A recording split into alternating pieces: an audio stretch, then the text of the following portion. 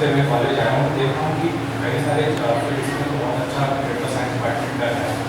थोड़ी बहुत चीज़ें हैं सर, और उस चीज़ को मैं ये नज़र रख के मैं ये सवाल करूँगा कि सर हम किस तरीके से अपने कॉलेज को या अपने डिपार्टमेंट को, कंप्यूटर साइंस एसोसिएशन हमारा होता है, इसको और कैसे बेहतर बना सकते हैं। इसको अगर हम JNU से हम अगर इसकी तुलना करें तो हम किस तरीके से इसको उसके स्तर तक धीरे धीरे पहुँचा सकते हैं, और हम छात्र इसमें किस तरीके का योगदान कर सकते हैं, इस बारे में जरा बताएं। प्लस मेरा एक और थोड़ा अटैच क्वेश्चन कि JNU में किस तरीके का सोचने का व्यवस्था है, पॉलिटिकल साइंस डिपार्टमेंट वहाँ पर किस तरीके से काम करता है, इसके बारे में थोड़ा हमें बताएं। नालंदा कॉलेज में हम किस तरीके से नई चीज़ों को लागू कर सकते हैं, इसके बारे में भी हमें थोड़ा मार्गदर्शन यही मेरा सवाल। सब इंस्टीट्यूशंस की अपनी अपनी एक विशेषता होती है। मतलब ऐसा नहीं कर सकते हैं कि JNU ही बनाना है किसी दूसरे यूनिवर्सिटी को। संस्थान में अपने अलग अलग तरीके का नेचर होता है। कैम्ब्रिज का अपना एक नेचर है, ऑक्सफोर्ड का अपना नेचर है, स्टैनफोर्ड का अपना नेचर है, दिल्ली विश्वविद्यालय का अपना नेचर है, पटना का अलग नेचर है और JNU का अपना नेचर है। लेकिन बावजूद इसके कुछ विश्वविद्यालय अच्छा करते हैं, अच्छा लोग जानते हैं, वहाँ जाना चाहते हैं, कुछ विश्वविद्यालय लोगों के पसंद में कम होता है। JNU ऐसे विश्वविद्यालय में से है जो निश्चित तौर पर अलग है। आप जाएंगे अगर वहाँ पर तो आपको फील होगा, तो जरूरी नहीं है वहाँ पढ़े तभी। आप अगर ऐसे ही जाकर एक बार घूमेंगे, 2 घंटा ही टाइम स्पेंड करेंगे, तो आपको फील होगा कि यस दिस इज डिफरेंट। वो कैसे डिफरेंट है, बहुत सारे एस्पेक्ट पे आप देख सकते हो। बेसिकली विश्वविद्यालय की स्थापना जो की जाती है कहीं भी, विश्वविद्यालय नाम ही है जहाँ पे उसकी जो थिंकिंग है वो वैश्विक, और इसलिए विश्वविद्यालय में पढ़ने वाले जो बच्चे होते हैं या टीचर होता है वो एक चहारदीवारी तक ही सीमित नहीं रहे, बल्कि उसका जो थिंकिंग है, उसका सोच है, उसकी पढ़ाई है, वो हर जगह पर दिखे। और JNU इसमें सबसे नंबर 1 है कि वहाँ पर क्लासरूम टीचिंग से ज़्यादा आपको बाहर सीखने का मौका मिलेगा। क्लासरूम टीचिंग वहाँ पे आमतौर पे जैसे सभी विश्वविद्यालय में होता है, वहाँ होता है 1 घंटे का लेक्चर होता है, टीचर आते हैं, पढ़ाते हैं, चले जाते हैं। लेकिन जो वहाँ का स्टूडेंट है वो सुबह से लेकर के रात तक हर जगह पर कुछ कुछ सीखता है। आप खाना खाने के लिए वहाँ मेस में जाएंगे तो अलग अलग संगठन वहाँ पे काम करते हैं, वो अपना पर्चा निकालते हैं अलग अलग इंस्टीट्यूट। मान लिया मणिपुर में यूज कर रहा है तो मणिपुर से उसके वामपंथी संगठनों का कुछ अपना थिंकिंग हो सकता है, राइट विंग थिंकिंग जो ABVP का एक अलग थिंकिंग हो सकता है, कांग्रेसी जो अपना NSY का अपना एक अलग थिंकिंग होगा। बाकी जो रीजनल पार्टीज के होते हैं जैसे आज JDU का वहाँ पे CJD है, छात्र जनता दल यूनाइटेड, ऐसा करके तो अलग अलग संगठन वहाँ पे काम करती है, जो कि केवल आंदोलन ही नहीं करती है बल्कि विमर्श तैयार करती है, डिबेट तैयार करती है, डिस्कोर्स करती है हर इश्यूज पे। और वो आप मेस में जाएंगे, अपना थाली उठाएंगे, वहाँ पर पर्चा रखा रहेगा सभी का, और वो पर्चा क्या रखना होता है, एक पर्चा अपना उठाए, साथ में खाना लिए और जाकर मेस के अंदर रखे और बगल में पर्चा आपने रख दिया और आते खाते उसको आप पढ़ लिए। आपको कुछ करने की आवश्यकता नहीं है और बैठे बैठे 10 मिनट में आपको वो इस चीज़ समझ में आ जाएगा। आपको उसके लिए न किताब पढ़ना पड़ा, नहीं आपको YouTube चैनल देखना पड़ा, नहीं और कुछ करना पड़ा। 10 मिनट में आप इसके बारे में पढ़ लिए बेसिकली क्या इश्यू चल रहा है। वो केवल यहाँ का ही ग्लोबल इश्यूज पे बात कर रहा है। पहले टाइम में बॉम्बार्डिंग होगा वहाँ पे तो उसका पर्चा लेकर आएगा, अमेरिका का राष्ट्रपति अगर कुछ बोलेगा तो उसका पर्चा लेकर आएगा, रेप केस कोई जगह पर घटनाक्रम हो गई तो उसका पर्चा लेकर आएगा। इस तरीके से नैरेटिव तैयार होता है। उससे क्या होता है, आप पढ़ते हैं तो उसके बारे में सोचते हैं और एक थिंकिंग डेवलप आपका होता है कि अच्छा ये सही है कि गलत है। और 4 तरीके का आपको चीज़ें देखने को मिलेगा। किसी का कुछ सोचना है, किसी इस एक ही विषय पे कोई सोच रहा है, तो दूसरा कुछ सोच रहा है, तीसरा कुछ सोच रहा है। उसके अलावा जो वहाँ पे बेसिकली वहाँ पे जो छात्र संगठन है वो बहुत ज़्यादा एक्टिव है और इसलिए आप देखते हो कि लगातार वहाँ पे बहुत सारी चीज़ें चलती रहती हैं। 2016 में ऐसी घटनाएँ हुई, मतलब लगातार वहाँ पे इस तरह के न्यूज़ आते हैं। छात्र संगठन बहुत एक्टिव है, छात्र संगठन यहाँ पे एक्टिव होते हैं, वहाँ पे सब चीज़ें होती ही हैं, मतलब कंट्रोवर्सीज क्रिएट होती ही। वहाँ पे आप जब जाओगे तो जितने भी दीवारें हैं, मतलब डिपार्टमेंट्स, वहाँ पे सेंटर बोला जाता है, स्कूल्स बोला जाता है। यहाँ पे फैकल्टी आप बोलते हो, फैकल्टी ऑफ सोशल साइंस, वहाँ पे स्कूल है, school of international studies, school of languages, school of year. उसके अंदर पे सेंटर होता है, centre for south Asian studies, centre for studies, centre for sociology, जो यहाँ पे आप डिपार्टमेंट उसको बोलते हो, वहाँ जितने भी आप दीवारें देखोगे जो कि 4 मंजिल 5 मंजिल है, वहाँ सबका एक बहुत बड़े बड़े चित्र लगा के रखते हैं। और वो जो चित्र होता है बेसिकली पेंटिंग, वॉल पेंटिंग होता है, बहुत बड़े बड़े वॉल पेंटिंग होता है। और कोई वॉल पेंटिंग जो होता है वो कोई ना कोई इश्यूज पे बना होता है, वो पैट्रियार्की पे बना हो सकता है, वो नक्सलवादी जो आंदोलन चल रहे होते हैं उस पर बना हो सकता है, वो कश्मीर में जो 370 हटा उस पर हो सकता है। एक लगा सकते हैं कि 370 हटा तो अच्छा है, एक लगाएंगे कि 370 हटा तो वो खराब है, किस तरीके से वो डिपिक्ट करता है। वो आप चित्र देख करके बहुत सारी कहानियाँ उसके आप समझ में आपको आएगा कि अच्छा ये बेसिकली क्या रिप्रेजेंट करता है। वहाँ भी आप देखोगे तो बहुत सारा चीज़ सीखोगे। उसके अलावा ढाबा कल्चर है, ढाबा कल्चर बोला तो बहुत सारे ढाबा है, गंगा ढाबा, साबरमती ढाबा बोला, तो बेसिकली हमारे हॉस्टल्स के बाहर कुछ ऐसे चाय और पकौड़े खाने के कुछ खुले हुए रहते हैं। और वो एक महत्वपूर्ण अड्डा होता है लोगों के बैठने का, जहाँ पर चीज़ों के बारे में बात होती है कि 4 लोग चाय लिए और बैठ गए और 2 घंटा तक किसी चीज़ों पे बात चल रही है। तो और केवल छात्र ही नहीं बल्कि वहाँ के प्रोफेसर्स भी चाय लेते हैं और बच्चों के साथ बैठते हैं, 1 घंटा डिबेट हुआ, 2 घंटा डिबेट हुआ, इस तरीके से। तो अलग अलग तरीके हैं सीखने के। उसके अलावा हर रात में लगभग 9 बजे के बाद वहाँ पे डिनर जो होता है वो 7:30 से 9 बजे का होता है, और 9 बजे के बाद पोस्ट लंच डिबेट होता है। और वहाँ पे आप देखोगे कि खाने का जो मेस होता है बहुत अच्छी स्थिति में नहीं होते हैं, जैसे जेएनयू का हॉस्टल देखो तो ऐसा भी नहीं, बहुत अच्छा है, बहुत ही आप देखो बहुत घटिया टाइप का है, वैसे आप जाओगे तो शुरुआत में देखने को मिलेगा। लेकिन वहाँ पे 9 बजे के बाद जो इश्यूज चल रहे होते हैं उस पर डिबेट कराने के लिए बड़े बड़े वहाँ पे लोग को बुलाया जाता है, जो मंत्री होते हैं, जो विपक्षी दल के पार्टी होते हैं या फिर NGO या बड़े बड़े अरुंधति राय हो गई, प्रशांत भूषण है, नोबेल प्राइज उसको मिला था, कैलाश सत्यार्थी है, आपका शशि थरूर या अरुण जेटली, लालकृष्ण आडवाणी, इस तरह के लोग आपके देश में आकर के अपने इस चीज़ को बोलते हैं।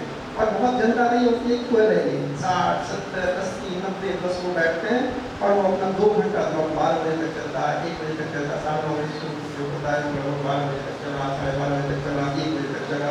और वहाँ पे इस तरीके के डिबेट्स होते हैं।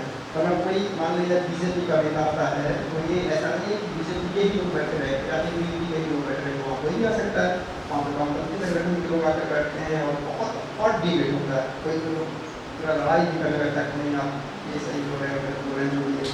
तो इस तरीके से बेसिकली यूनिवर्सिटी वो यूनिवर्सिटी जो क्रिटिकल थिंकिंग को डेवलप करता है कि आप जो सोचते हैं, जो चीज़ें देखते हैं वही है, ऐसा नहीं है, इसका अलग आस्पेक्ट भी हो सकता है ना। और क्रिटिकल थिंकिंग जो है वह बहुत ज़रूरी होता है किसी के लिए, कि वह अगर क्रिटिकल थिंकिंग रखता है कि आप कोई चीज़ देख रहे हैं तो मान के उसी तरीके से जरूरी नहीं, उसके बारे में और भी आस्पेक्ट हो सकता है, उसके और भी पहलू हो सकते हैं, उसके बारे में सोचना चाहिए।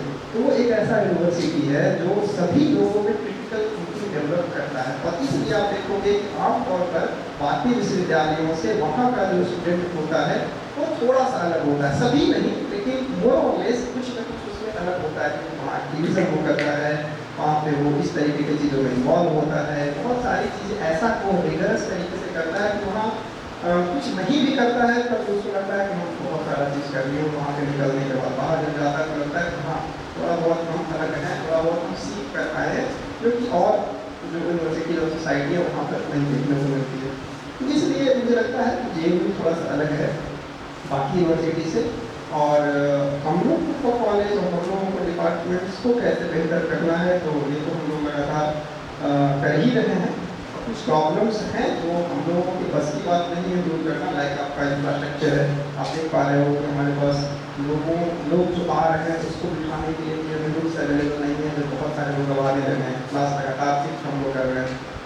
फिर टीचर्स की कमी है, बहुत सारी ऐसी समस्याएँ हैं, स्टूडेंट की तरफ से प्रॉब्लम्स है, उनके साथ भी प्रॉब्लम्स है। हम ऐसा नहीं करें कि स्टूडेंट नहीं आते हैं तो केवल उनका प्रॉब्लम, स्टूडेंट का भी एक अपना आस्पेक्ट है कि दूर है उनका, और यहाँ आकर भी उनको लगता है कि बेसिकली हम ये क्लास करने के बाद करेंगे क्या, ये करने के बाद हम करेंगे क्या, उनको कॉन्फिडेंस नहीं है कि हम ये करने के बाद हम इतना एलिजिबल हो जाएंगे, हमारे पास इतनी शक्ति आ जाएगी कि हम कोई भी नौकरी आसानी से प्राप्त कर लेंगे। बेसिकली ग्रेजुएट से आप मिलोगे उनको लगता है कि यस हम अगर बीए अच्छे से कर लेते हैं, इंग्लिश ऑनर्स और इकोनॉमिक्स और पॉलिटिकल साइंस में कोई भी नौकरी 25,000 40,000 आसानी से मिल जाएगा।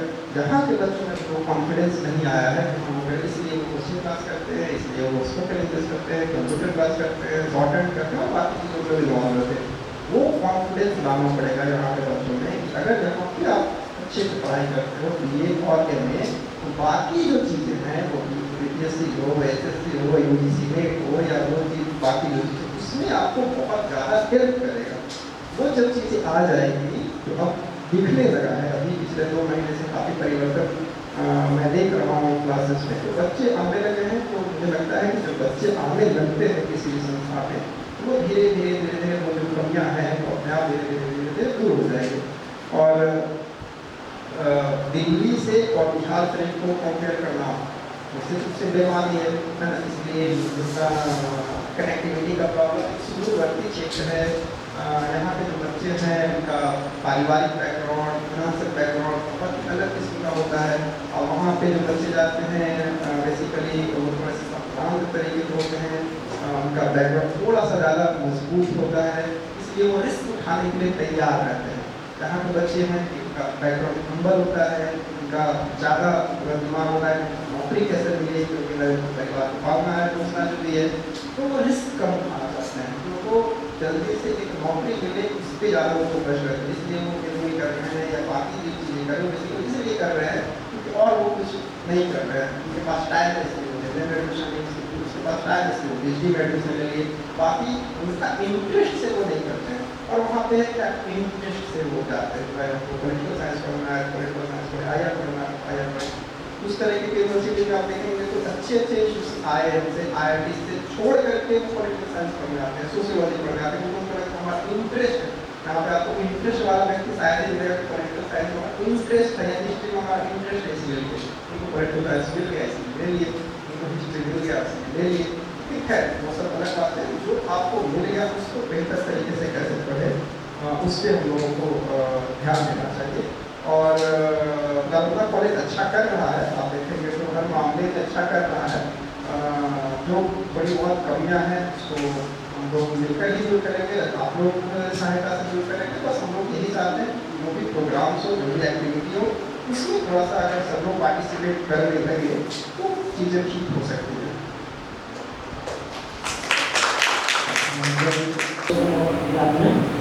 और मेरा क्वेश्चन ये है कि आप 2016 के आसपास एक यूपी के नेता थे, जेडीयू के साथ आप नेता थे और हमारे ऑर्गेनाइजेशन करते थे। क्या आप आगे जाकर पहला क्वेश्चन जो कि आगे जाकर आप पॉलिटिक्स में जाना चाहते हैं या नहीं? और दूसरी क्वेश्चन है सर कि यहाँ पे जैसे AI विभाग होता है, फर्स्ट ग्रेड वगैरह जितना टेस्ट वगैरह कोई चीज़ हो इंडिया के लेवल पर कोई किया है या कोई विदेश किया है, वैसे किया उसकी चर्चा करते हैं, तो इस तरह के लेवल का भी ऑर्गेनाइज करवा सकते हैं। 2016 में उससे पहले से ही मैं एक्टिव था। मैं बताया भी कि मैं एक्टिविज्म करता था, मतलब दिल्ली विश्वविद्यालय से ही करता था। दिल्ली विश्वविद्यालय में जब बीए में था तो वहीं पे मैं पूरी तरीके से वर्क में था, लेकिन स्टूडेंट पूरे भारत का सबसे बड़ा विश्वविद्यालय सबका मुझे लगता है कि मैं उसका स्टूडेंट यूनियन में पहुँचता। ये तो थोड़ा सा ज़्यादा माहौल है पॉलिटिक्स का, और इसलिए ये तो मैं इन्वॉल्व रहा। और 2016 में जो आप बात कर रहे हैं, बेसिकली 2016 में एक घटना घटी हुई थी, आप सबको पता होगा कि 16 फरवरी का वो घटना है जिससे पूरे का पूरे भारत को आंदोलित किया था कि जो भारत के टुकड़े होने का वहाँ पर जो नारा लगा था, उसी का बाद एक ऐसा व्यक्ति नेता बना क्योंकि आपके ही राज्य का बेगूसराय का रहने वाला है कन्हैया कुमार। तो खैर कन्हैया कुमार और बाकी जो उसके मतलब संगठन के लोग थे, इस तरीके का आयोजन किया था। पहला आयोजन नहीं था, पहले की 2-3 साल से वो आयोजन कर रहा था, क्योंकि 9 फरवरी या 16 फरवरी के दिन कश्मीर के पार्लियामेंट में जो अटैक हुआ था 2001 में जो पार्लियामेंट में अटैक हुआ था, उसमें अफजल गुरु को फांसी दी गई थी।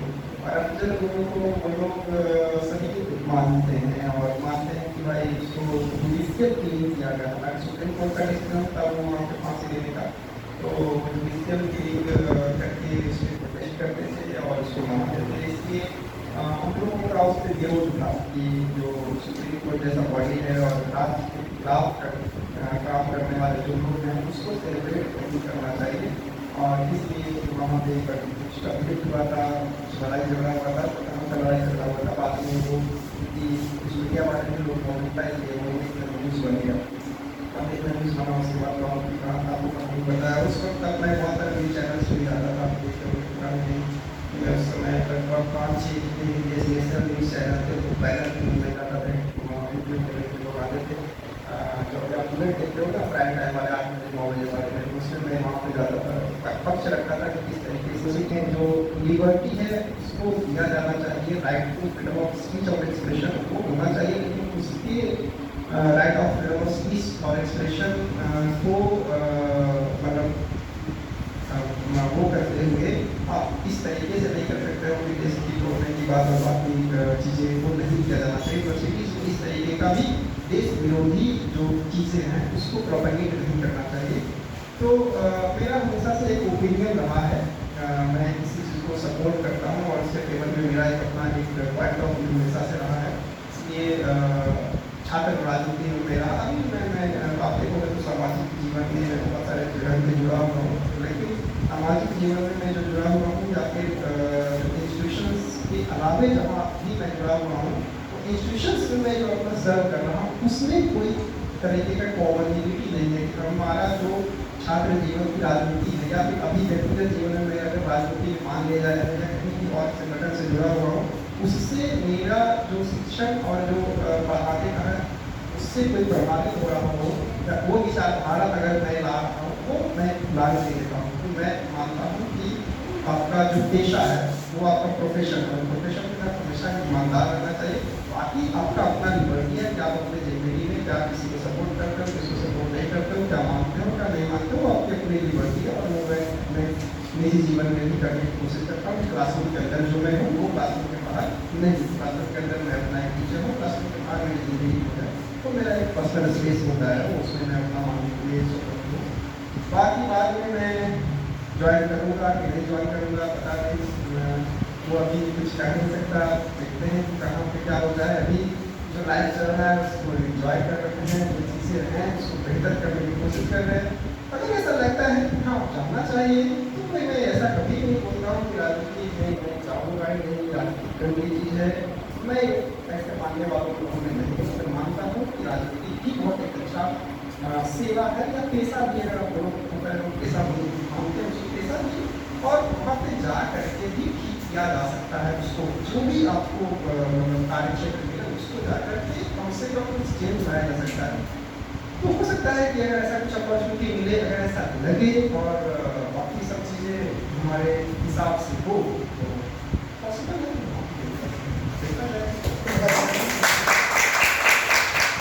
सर आपकी जर्नी में कहीं ये देखने को नहीं मिला कि आपको असिस्टेंट प्रोफेसर के फील्ड में जाना था या टीचिंग के फील्ड में जाना था, लेकिन जब आपका असिस्टेंट प्रोफेसर का क्लियर हुआ तो क्या सच में आप इसमें आना चाहते थे या फिर फैमिली बोल रहे थे कि हाँ इधर आ जाओ घर के साइड है, तब आपका नहीं था कि इस तरफ जाना है। ऑब्वियस रूप से कि जो बैकग्राउंड था और जो आसपास की चीज़ें थी वो सिविल सर्विसेज की तरफ मुड़ रही थी और सिविल सर्विसेज के लिए ट्राई किया, अगर नहीं चाहिए ऐसा किया भी, लेकिन जब नहीं मिला तो मैंने बहुत ज़्यादा वो इसके लिए कोशिश भी नहीं किया कि वो टाइम बर्बाद करना और ड्रॉप लेना, ये नहीं है। पढ़ाई अपना जारी रखा जो भी मैं कर रहा था, और जैसे ही उस तरफ मुझे लगा कि हाँ भाई इसी तरफ जाना है तो मैंने अपना ट्यूशन भी स्टार्ट कर दिया। बहुत अर्ली 26 साल मैंने पढ़ाना शुरू कर दिया था यूनिवर्सिटी कॉलेज में।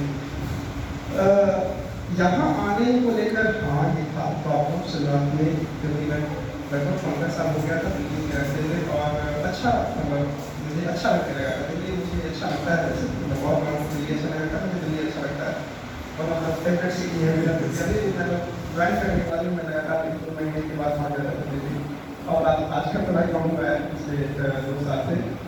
उस समय था कि मैं ज्वाइन करूँ कि नहीं करूँ, एक तरफ था कि मैं ज्वाइन नहीं करूँ, वहीं पे कंटिन्यू करूँ अपना जो भी अध्यापन का। फैमिली की तरफ से कोई प्रेशर नहीं था, पढ़ाई में भी नहीं था कि भाई यही करो वही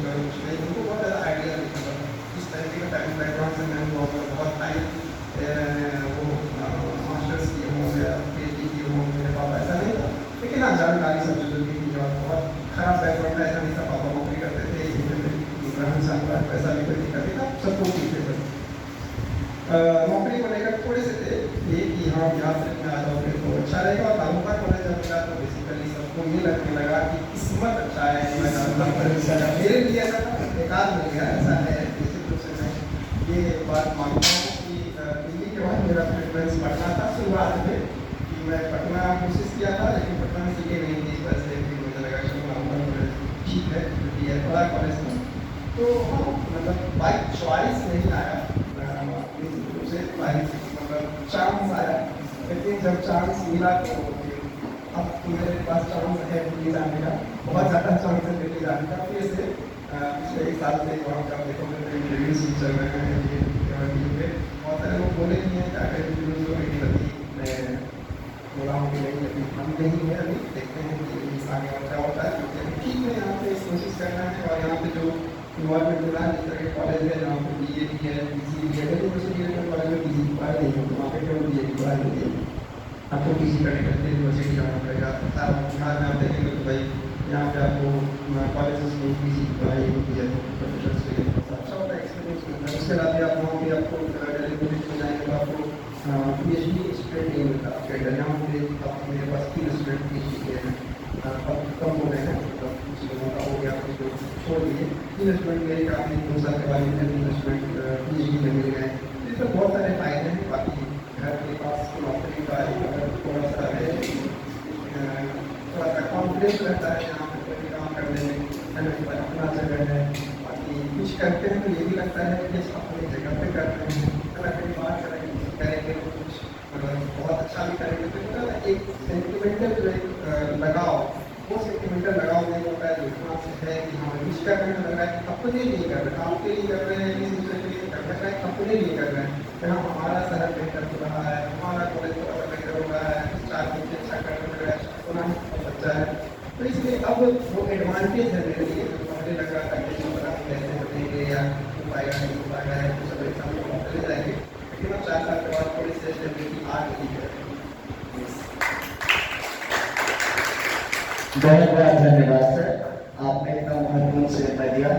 अब मैं चाहता हूँ इस सेशन में बहुत समय लग गया, तो अब इस सेशन को यहाँ ओवर करते हैं। थैंक यू बहुत बहुत धन्यवाद।